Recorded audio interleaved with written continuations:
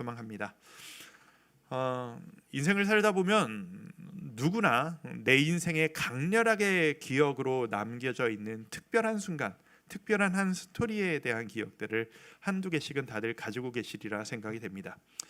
여러분은 그때가 언제셨습니까? 내 인생에 극적인 변화를 주었던 엄청나게 놀라운 일이 생겼던 그 순간, 그 순간이 너무나도 기쁨의 성취의 순간일 수도 있겠고, 아니면 준비도 할 수 없었던 엄청나게 큰 충격과 고통의 순간이었을 수도 있었을 것입니다. 어떤 의미로든 강렬한 나의 삶의 분기점이 되었던 그 순간에 대한 기억, 그 스토리들을 여러분 가지고 계십니까? 요즘의 여러분의 삶은 그런 의미에서 어떠신지 모르겠습니다. 여러분의 삶을 만약에 한 권의 책으로 정리한다면, 아니면 여러분의 삶을 한 편의 영화로 정리한다면, 요즘 2022년을 살아가고 있는 요즘의 삶은 어떤 챕터의 어떤 내용으로 요약될 거라고 생각되십니까? 우리는 하루하루의 삶을 너무나도 당연하게 그냥 평이하게 내일도 똑같은 하루가 올 텐데 라고 생각하지만, 생각해보면 한 챕터가 지나가면 그 뒤로 넘어가면 앞챕터로 돌아가는 일은 불가능합니다. 오늘 지나간 이 하루는 다시 돌아오지 않을 소중한 하루이고, 오늘 하루를 내가 어떻게 보내느냐는 훗날 다시 이날을 떠올렸을 때 어떤 의미로든 내 인생에 큰 영향을 주는 소중한 하루로서 기록되고 말 것입니다. 교회적으로도 마찬가지죠.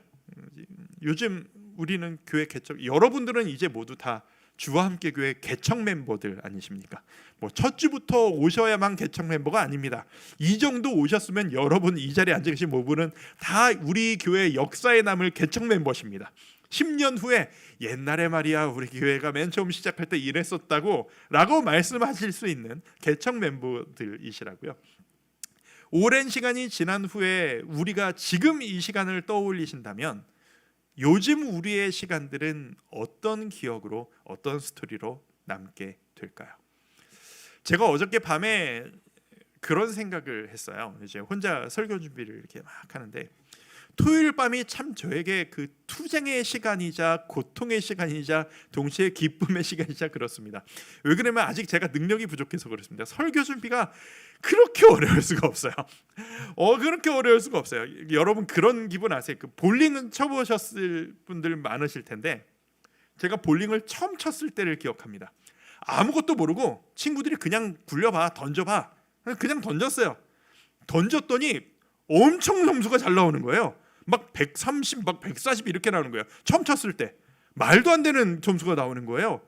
그래서 좀 치다가 어느 날 내가 좀 이 정도는 치니까 그 정도는 유지를 해야지, 잘 좀 쳐볼까 신경 써서 잘 치려고 했던 그날부터 오른쪽으로 빠지고 왼쪽으로 빠지고 70점, 60점 막 떨어지는 거예요.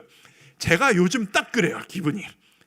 성도님들하고 만나서 대화를 나눠보면 말씀에 은혜를 누리셨다, 감사하다, 기쁘다라고 하시는데, 그게 도대체 저는 어떻게 된 영문인지를 모르겠어요. 그냥 막 굴리다가 그냥 150점, 180점 나오는 기분인 것 같은 거예요. 그래서 어저께 그 부담을 가지고 설교를 열심히 준비를 하는데, 제가 어저께 밤 정확히 시간이 10시 반이었어요.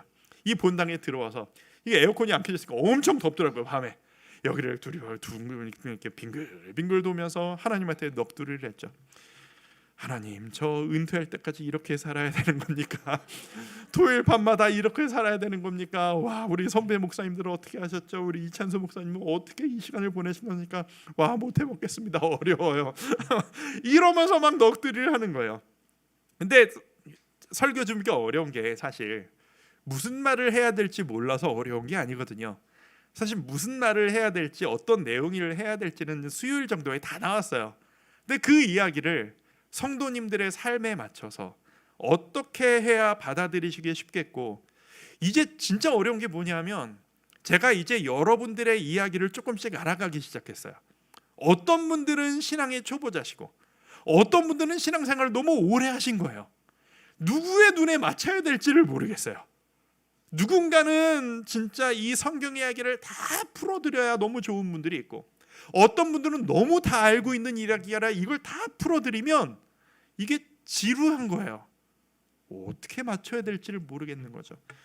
궁시렁궁시렁거리고 빙빙빙빙 돌고 앉아 있었더니 하나님께서 제 머릿속에 뭐라고 딱 깨닫게 해주는 게 뭐냐면, 너 지금 이 순간을 평생 기억하게 될 거다.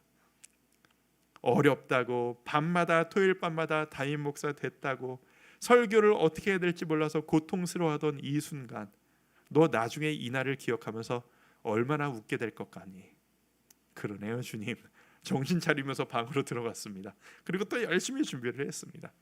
자, 우리 모두는 하루하루를 의미 있게 살아갑니다. 어떤 의미로든 의미 있게 살아갑니다. 예수님을 만난 사람들 이야기를 하고 있습니다. 예수님을 만난 사람들도 예수님을 만난 그 순간이 평생의 기억에 남는 놀라운 경험들이었을 겁니다.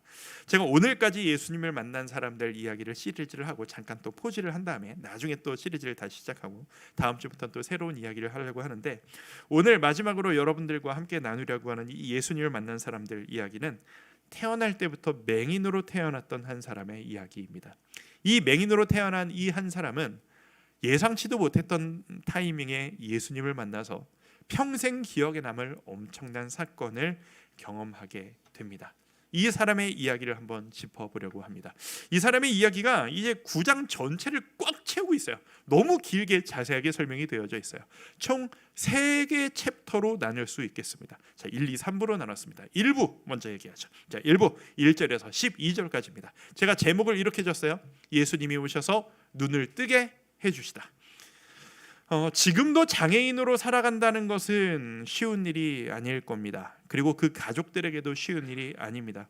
하물며 2000년 전에 의료시설이라는 것도 없고 인권이란 것도 전무했을 2000년 전 이 중동 지역에 맹인으로서 살아간다는 것은 인간의 가치를 포기하는 삶 그 자체였을 것입니다. 사람들이 이 맹인을 어떤 식으로 대했는가를 보려면 이 사람을 앞에 두고 예수님과 함께 온 제자들이 어떤 식의 이야기를 하고 있는지만 보면 대충 감이 잡히게 됩니다. 9장 2절 말씀입니다. 자, 제자들이 물어 이르되 라삐여, 이 사람이 맹인으로 난 것이 누구의 죄로 인함이니까? 자기니까? 그의 부모니까? 자, 이 이야기가 생각해 보면 이 맹인이 뻔히 다 듣고 있는데 앞에 이 사람을 놓고 이런 얘기를 한다는 것 자체가 요즘의 생각으로 하면 말이 안 되는 이야기예요. 이 사람이 눈 멀었지 않습니까? 죄를 지어서 이렇게 됐을 겁니다. 정죄를 하는 것도 모자라서 이 사람의 죄인가요? 이 사람의 부모의 죄인가요? 태어날 때부터 눈이 멀었다면 이 사람의 죄가 아니라 부모의 죄 때문 아니었을까요? 이 한 사람으로 모자라서 부모까지 끌어들이며 모욕하며 죄인 취급을 한다는 것이 이 이야기를 뻔히 다 듣고 있는 사람, 이 맹인 입장에선 얼마나 고통스러운 이야기였을까요? 이렇게 자연스럽게 이야기를 하고 있다는 건 당시의 모든 사람들이 이 사람을 이런 식으로 대했을 거란 이야기입니다. 이 맹인 입장에서 이런 이야기를 듣는 게 한두 번 들은 이야기가 아닐 겁니다. 너무 익숙하게 천대받았던 그런 이야기일 겁니다. 사람은 힘들면 생각이 많아지기 마련입니다. 힘들면 내가 왜 이렇게 살아야 하나 스스로를 한탄하고 비관에 빠지기 마련입니다. 아마 나는 그렇게 생각하지 않아도 너도 나도 사람들이 내 앞에 오는 사람마다 죄인 같으니 네 부모 죄 때문이야, 네 죄 때문이야, 이런 소리를 하도 듣다 보니 내가 도대체 무슨 죄를 지었나, 내 부모님은 무슨 죄를 지었나, 내가 왜 이렇게 살아야 되나, 스스로의 인생을 깔아 뭉개고 내 인생을 평가절하하고 그렇게 스스로를 하찮게 여겼을지도 모르겠습니다. 그런데 어느 날 갑자기 이 예수란 분이 이 맹인을 찾아오셔서 하신다는 이야기가 내가 지금까지 한 번도 들어보지 못한 따뜻한 목소리로 전혀 다른 내 인생에 대한 해석을 던져주는 겁니다. 자, 9장 3절 말씀 같이 한번 읽어볼까요? 9장 3절 말씀입니다. 예수께서 시작.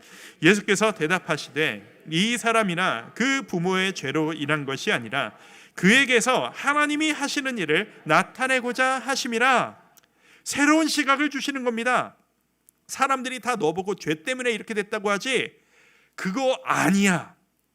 네가 아픈 건 그냥 네가 아픈 게 아니고 하나님이 너에게 허락하셔서 너를 통해 놀라운 일을 이루시기 위한 하나님의 놀라운 계획이야. 그건 너의 삶은 분명한 목적이 있어.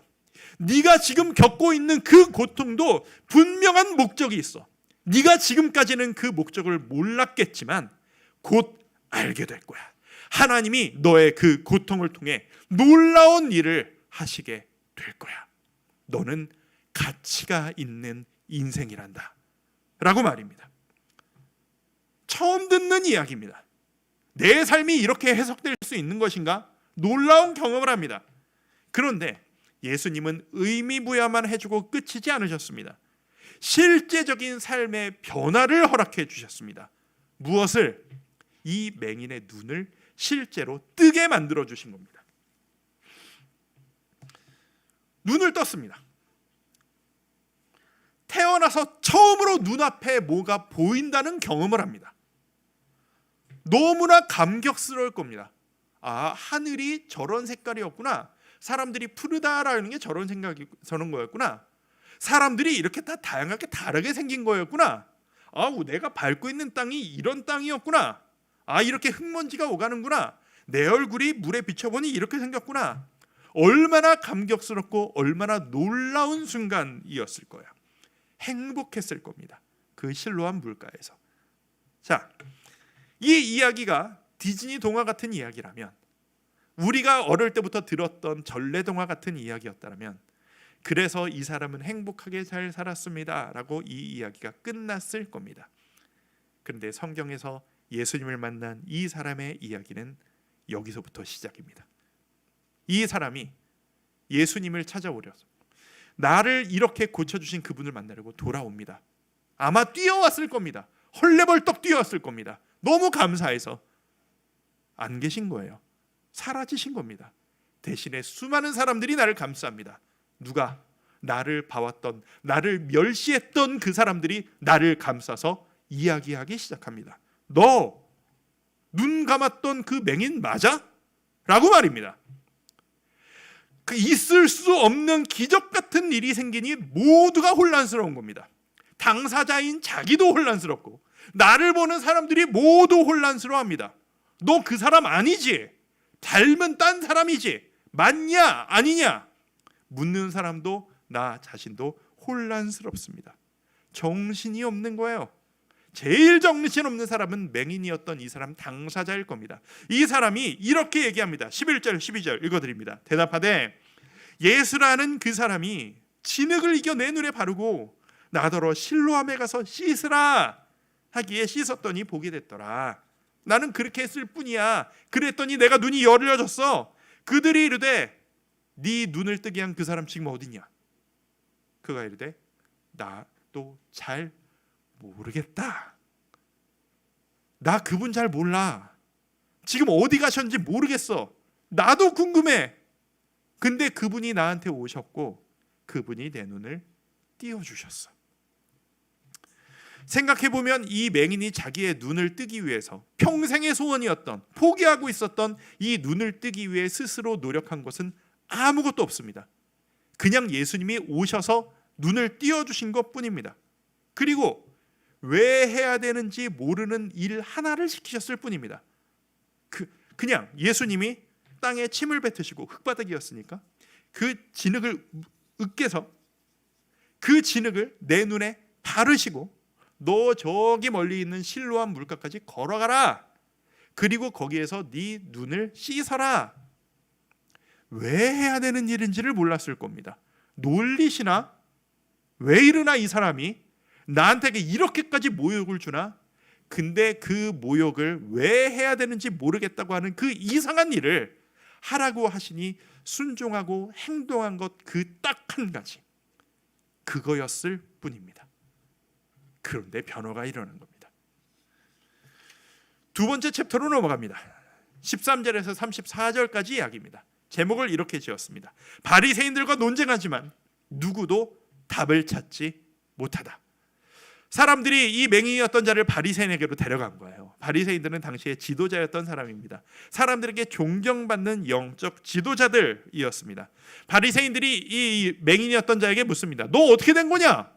눈이 떴다며? 안 못 보는 사람이었다며? 지금 잘 보는구만. 어떤 일이냐? 무슨 일이냐? 맹인이었던 자가 똑같이 대답합니다. 그 사람이, 예수란 자가 나한테 와서 진흙을 발랐고 가라고 했고 닦으라고 했습니다. 그랬더니 떠졌을 뿐입니다. 갑자기 그 이야기를 들은 바리새인들이 얼굴이 어두워지더니 마음을 확 닫습니다. 왜일까요? 바리새인들은 종교적 열심이 대단한 사람들이었습니다. 요즘 우리로 치면 봉사 제일 많이 하고 순장 역할 제일 오래 하고 저 같은 사람, 그런 사람들입니다. 그 열심을 그런데 어떤 식으로 나타냈느냐? 모든 것을 규칙화하고 패턴화했습니다. 너희들 하나님 말씀 다 잘 모르겠지? 나만 따라와. 요것만 하면 돼. 요거 행동하면 된다. 내가 하라는 거 요것만 하면 된다. 그거는 안 해도 된다. 여기까지만 와라. 요렇게 허용된다. 이런 식으로 모든 하나님의 말씀을 축소해서 규격화했습니다. 요것만 하면 돼. 패턴대로 늘 똑같이 살아가는 신앙생활. 그 규칙을 바리새인들이 만들고 사람들에게 그것을 가르쳤습니다. 그래서 어떤 결과가 나타났느냐? 뭘 해야 될지를 정확히 안다라는 장점이 있습니다. 모든 사람들이 신앙생활을 열심히 하기가 쉽습니다. 왜? 그냥 하라는 대로 하기만 하면 되니까. 열심히만 하면 되니까. 그런데 단점이 뭐냐? 벅차오르는 감격은 없어요. 하나님을 만나지 않고 동행하지 않으면서도 하나님의 임재를 하나도 경험하지 못하고 있는데도 열심히 패턴대로 사는 건 가능하거든요. 하나님을 만나는 경험을 내 열심으로 대체시키는 겁니다. 이게 바로 예수님이 바리새인들을 그렇게 꾸짖으셨던 포인트입니다. 바리새인이 그런 의미에서 이 맹인을 보고 마음이 불편한 거예요. 왜냐? 하필 이날이 안식일이었거든요. 안식일이 무슨 날이에요? 십계명에 안식일을 기억하여 거룩하게 지키라, 노동하지 말라는 날이에요. 근데 이 노동하지 말라는 이 규칙을 바리새인들이 엄격하게 패턴을 만들었어요. 이 사람들이 보기에 예수님께서 시키신 모든 일이 노동인 거예요. 우리가 지금 보기엔 말도 안 되는 이야기라고 생각하실 텐데, 침을 땅에 뱉어서 땅이 패이게 만들고 그것을 으깨서 해치는 그 모습이 땅을 일구고 밭을 일구는 농사 짓는 것 같은 노동이라고 여겼던 거예요. 이상하게 들리시죠? 이게 유대인들의 패턴이에요.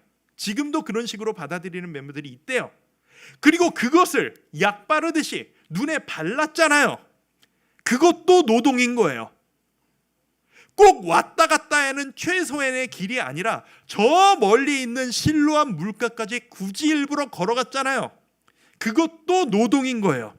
성경이 보기에가 아니라 바리새인들이 만든 규칙에 따르면 마음에 안 드는 겁니다. 이 광대하신 하나님의 말씀과 역사를 요만하게 규격화해서 패턴을 만들어 놓으니 요 좁은 시각으로 광대하신 이 하나님의 역사를 이해를 할 수가 없습니다. 그러니까 자기 뜻대로 자기가 보이는 대로만 해석합니다. 뭐라고 해석해요? 너 진짜 눈 멀었던 거 맞냐? 그거 거짓말이지. 이렇게밖에 해석이 안 되는 겁니다. 자, 18절 19절입니다. 유대인들이 그가 맹인으로 있다가 보게 된 것을 믿지 아니하고 그 부모를 불러 묻되, 뭐라고요? 이는 부모한테 하는 얘기입니다. 너희 말에 니들이 말하기를 맹인으로 낳은 아들이 맞냐? 그렇다면 이 아들, 니네 아들 어떻게 지금 눈앞을 보고 앉아 있느냐? 눈 멀었다는 건 거짓말이지. 이 이야기입니다. 해석이 안 되는 겁니다. 인간의 시각으로 하나님의 광대한 일이 해석이 안 되는 겁니다. 게다가 이들은 전제를 정했습니다. 어떤 전제? 예수님을 인정하지 않기로 전제를 정했습니다. 전제가 있으니 해석을 제대로 할 수가 있나요? 애매한 결론밖에 안 나옵니다. 눈 뜬 것까지는 인정해 주겠다. 이유는 모르겠고 어떻게 일어났는지 모르겠지만 예수는 인정 못하니 하나님께만 너 영광 돌려라. 그리고 예수가 한 일은 아니다. 하나님이 하신 거다. 예수 빼라 라고 말입니다. 여기에서 작은 반전 하나가 등장합니다. 이 맹인이었던 자가 이 바리새인들에게 반발을 한 겁니다. 뭐라고요? 제가 보기는 아닌데요. 25절입니다. 같이 한번 읽어볼까요? 25절 말씀 대답하되 시작. 대답하되 그가 죄인인지 내가 알지 못하나 한 가지 아는 것은 내가 맹인으로 있다가 지금 보는 그것이니이다. 풀면 이런 겁니다. 아니 저는 잘 모르겠습니다. 당신들이 이 바리새인들 당신들이 지금까지 저에게 관심 하나도 없었고 너는 죄인이다 구박만 했던 당신들이 그 예수란 분을 왜 죄인으로 여기는지 저는 진짜 모릅니다. 누가 저에게 뭘 가르쳐 줬어야 말이죠. 저는 당신들의 뜻도 모르고 저 예수라는 분도 아직 잘 모르겠는데 분명한 거 하나 있습니다. 그 예수란 사람이 저에게 오셨습니다. 당신들이 해주지 않았던 따뜻한 목소리로 나에게 말 걸어 주셨습니다. 당신들은 나를 정죄했지만 그분이 나를 인생을 새롭게 바라볼 수 있는 새로운 해석을 주셨습니다. 너는 목적을 가지고 고귀한 목적을 가지고 그 인생을 살아가고 있는 거라 말씀해 주셨습니다. 그리고 그분이 나의 눈을 뜨게 만들어 주셨습니다. 이거를 제가 어떻게 부인합니까? 나는 그분을 만나고 경험했습니다.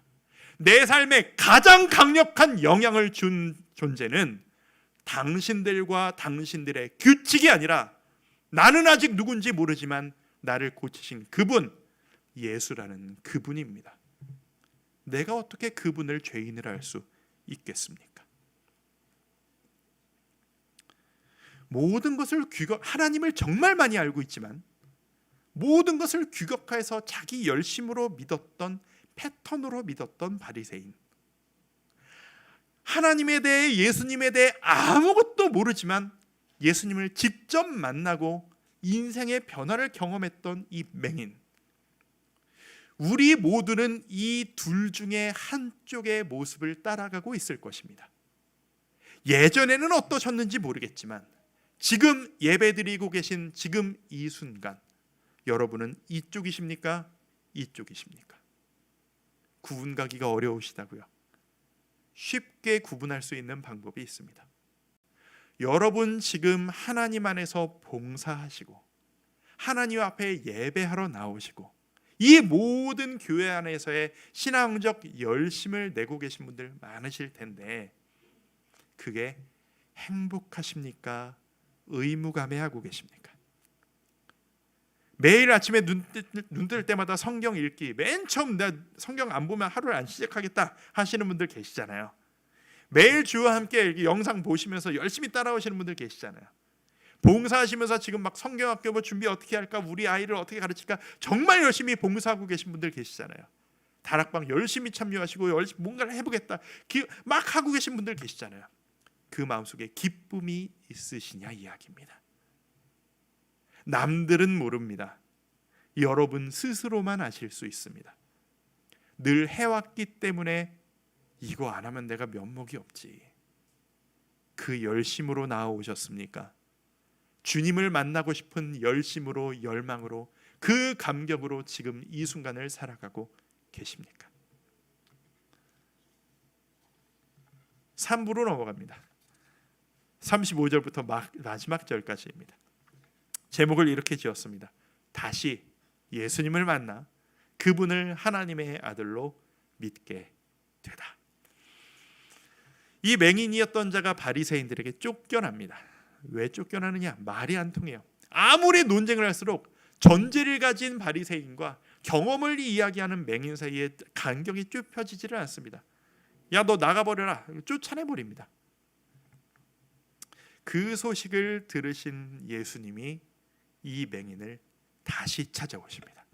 자, 우리말 성경에 보면 그냥 평이하게 만나사라고 기록이 되어 있는데 원어를 보면 이 만나사라고 기록되어진 이 단어의 헬라어 원어가 유리스코라고 하는 단어입니다. 유리스코 단어의 원뜻이 뭐냐면 찾다, 목적을 가지고 찾다라는 뜻입니다. 이 찾다, 이 유리스코 단어가 사용되어진 유명한 구절 하나를 읽어드릴까요? 마태복음 7장 7절입니다.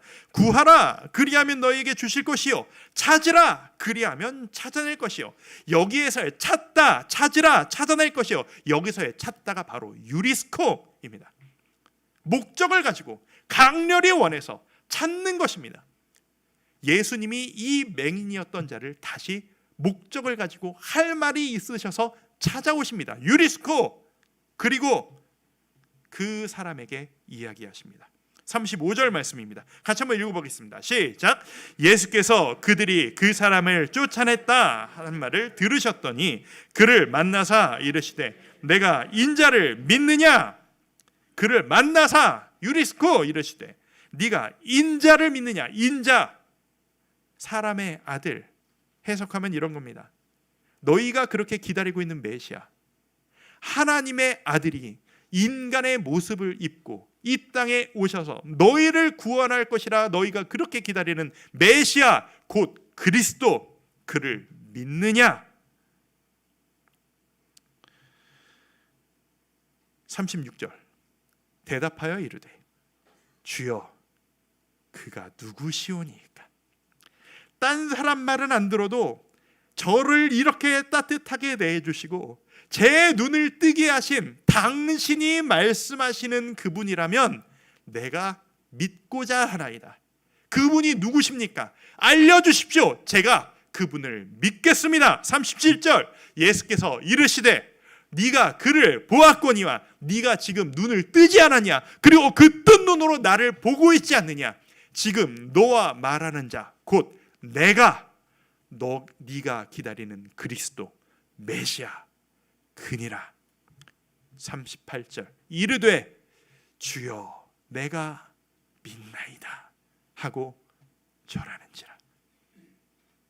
내가 믿나이다. 이 고백을 이 맹인이었던 자가 밍숭하게 열심을 내어서 믿나이다 라고 할 수 있었을까요? 아마 감격에 차서, 아니 저 믿음 좋고 바리새인같이 모두에게 존경받는 사람들도 기다리는데 만나지 못해서 찾고 기다린다는 그 메시아 그리스도, 그분이 당신이시라는 이야기입니까? 우리가 그렇게 간절히 기다리던 우리의 구원자, 그 구원자이신 당신이 나를 오늘 찾아와 주셔서 나에게 그렇게 인생을 새롭게 해석하게 만들어주시고 내 눈을 띄워주시고 내 인생의 목적을 새로 알려주신 것입니까? 그리고 지금 이 이야기를 해주시려고 다시 나를 굳이 찾아오셔서 나에게 이 이야기를 하고 계신 것입니까? 주여 내가 믿나이다. 감격에 눈물을 흘리며 통곡하며 내가 믿습니다 주님, 이렇게 고백하지 않았겠습니까? 이 이야기가 여러분에게 어떻게 다가오십니까? 이 하루 동안에 일어났던 이 이야기가 이 사람에게는 평생의 기억에 남는, 결코 잊을 수 없는 엄청난 스토리로, 나만의 경험한 나만의 이야기 스토리로 평생 기억에 남을 것입니다. 그리고 아마 이 사람은 죽는 날까지 내가 그리스도를 만났노라, 그분이 나에게 놀라운 말도 안 되는 회복을 허락하셨노라 라고 고백하며 사람들에게 이야기하며 다니게 됐겠죠. 하지만 그날 아침까지는 어땠을까요? 오늘 예수님이 나를 찾아오실 거라고는 상상도 못했을 것입니다. 근데 그분이 메시아라고는 더 이상 더더욱 상상도 하지 못했을 겁니다. 그날 아침이 어떤 상태였어요? 내가 맹인으로서 살아간 시간이 가장 많이 누적으로 쌓인, 고통을 경험한 시간으로 치면 인생의 가장 많은 고통을 누적으로 경험한 순간이 그날 아침 아니었겠습니까? 나는 이 하루를 또 어떻게 살아가야 하나? 이 절망스러운 하루를 어떻게 살아가야 하나? 나는 무엇을 위해 살아가야 하나? 그렇게 절망 가운데 하루를 시작하지 않았을까요? 오늘 밤에 내가 어떤 상태가 될지 상상도 못할 그런 마음으로 말입니다. 여러분, 인생은 한순간에 변화됩니다. 그 한순간은 어떻게 찾아오느냐? 여러분이 예수님을 만나고 받아들이시는 그 순간 모든 것이 변화됩니다. 여러분의 인생도 마찬가지입니다. 여러분이 지금 어떤 상태이신지를 제가 잘 모릅니다. 여러분이 그런데 만약에 지금 여러분이 최악의 순간을 경험하고 계시다 할지라도 오늘 여러분의 하루는 최고의 하루로 평생 기억되실지도 모르겠습니다. 최근에 좋은 일이 있으셨습니까? 정말 잘된 일입니다. 축하드릴 일입니다. 기도의 응답을 받으셨습니까? 너무 감사한 일입니다. 그런데 예수님에게 여러분에게 원하시는 수준이 그 정도는 아니실지도 모릅니다. 예수님은 이 이야기를 눈먼 자에게 눈 띄워주는 것으로 끝내지 않으셨습니다. 다시 그에게 찾아오셨습니다. 그리고 그에게 영원한 구원을 약속해 주셨습니다. 여러분의 기도 응답을 통해서 여러분이 누리기 원하시는 건 그 여러분의 일이 잘 풀리는 것, 그 수준이십니까? 아니면 그것을 통해 나를 영원히 구원하실 그리스도의 평안 안에 거하는 것, 그것이십니까? 바라기는 거기까지 나아가셨으면 좋겠습니다. 내가 이 세상에서 무엇을 얼마나 잘 살고 못 살고가 100년 후에 200년 후에 천국에서 우리 삶을 돌아본다면 그것이 얼마나 큰 의미가 있겠습니까? 주님 안에 거하는 것, 그것만이 진정한 의미 있는 일이 아니겠습니까? 설교가 참 어렵다라고 말씀을 드렸는데 이게 참 일부 때 설교가 참 어려웠어요. 솔직히 이야기하건대. 왜냐하면 설교를 막 준비하고 이게 섰는데 제가 이제 성도님들의 한 분 한 분의 표정이 보이는 거예요. 기도 제목을 아는 거예요. 기도하고 계신 분들이 있거든요. 근데 일부 때 들어오는데 제가 기도하고 있었는데 믿지 않는 가족을 데려온 가족이 오늘 딱 들어오신 거예요. 저분을 오늘이 너무 소중한 하루인데 오늘을 놓치면 이거 어떻게 하나 마음에 안달이 나는 거예요. 설교하는 제 입장에서 저분이 예수님을 만나야 하는데 오늘 예수님을 만나야 하는데 어떡하지? 구구절절 말이 길어지기 시작해요. 그분이 말을 듣는 것 같아요. 그러니까 말이 자꾸 길어지는 거예요. 원고에 없는 말이 막 나오기 시작하는 거예요. 동시에 옆에 분들은 지루해하기 시작해요. 나는 다 아는 얘기인데 왜 저 얘기를 저렇게 길게 하나? 근데 처음 믿는 분이 이 이야기를 들으시는 게 이미 이 이야기를 아시는 분이 지루하신 것보다 낫잖아요. 만약 이 자리에 앉아 계신 성도 여러분들 중에 아직 예수님을 잘 몰라, 나는 지금 인생의 밑바닥 가운데 있어, 나에게는 회복이 필요해, 나는 지금 인생의 밑바닥이야, 지금 이 순간이 고통으로 기억될 거야 라고 하시는 분이 있으시다면 여러분, 오늘 예수님이 여러분을 찾아가십니다. 지금 이 순간에 예수님이 여러분 앞에 계신 겁니다. 그 예수님이 여러분을 유리스코 찾아가셔서 여러분을 부르십니다. 내가 바로 그니라. 여러분 그분 앞에 나오지 않으시겠습니까? 그분을 여러분의 구주로 인정하지 않으시겠습니까? 그분이 여러분을 구원하실 것입니다. 여러분의 인생을 송두리째 바꿔 새로 해석하도록 만들어 주실 것입니다. 나 예수님 잘 모른다고요? 괜찮습니다. 이 맹인도 하나도 몰랐습니다. 예수가 누군지 몰라서 눈이 떠졌는데도 그분이 누군지 몰라서 헤매고 있지 않습니까? 한 가지만 하면 됩니다. 맹인이 그랬던 것처럼 도대체 왜 해야 되는지 모르겠는 하라고 하시는 일. 눈에 진흙을 바르셨잖아요. 일어나서 실로암 물가까지 가라고 하셨잖아요. 얼마나 이 사람이 안 그래도 위축돼 있는데 눈에 흙을 붙이고 안식일에 걸어다니는 저 사람을 보면서 지나가는 사람들이 얼마나 손가락질을 많이 했을 거예요. 근데 이 사람은 그걸 견딘 거예요. 거기 그러면서 실로암 물가까지 간 거예요.